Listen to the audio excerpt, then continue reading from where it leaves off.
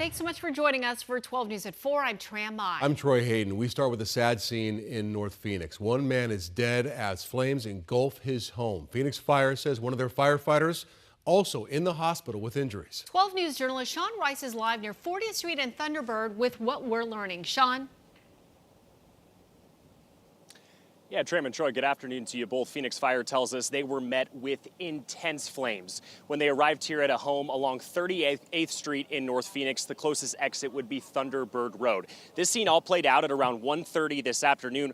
Right now, we see investigators with Phoenix Police and Phoenix Fire here at the home where this house fire happened, working to determine a cause. What we do know right now is as firefighters made their way inside the home, they found an 80-year-old man in the entryway of his home, unconscious, and he was not breathing.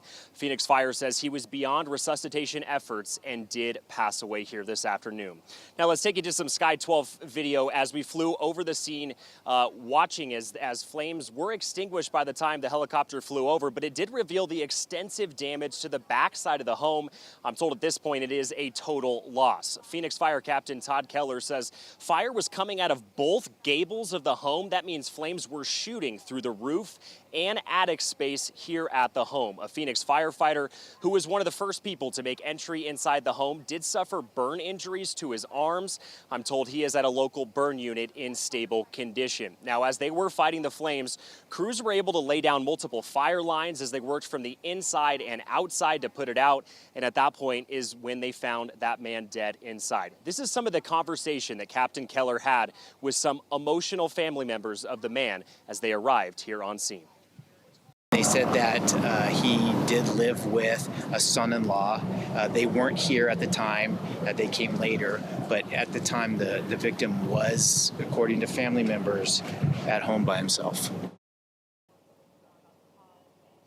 And the Phoenix Fire Investigations Task Force, with the help of Phoenix Police crime scene investigators, will now be here at the home, combing the scene for the next several hours to look for that fire's starting point, also in hopes of learning exactly what the cause of the fire was. I can tell you for multiple hours this afternoon, we were kept a great deal of distance away from the home in this residential neighborhood where the fire happened. I'm told the reason that is because there were several emotional family members of that elderly man who arrived here on scene.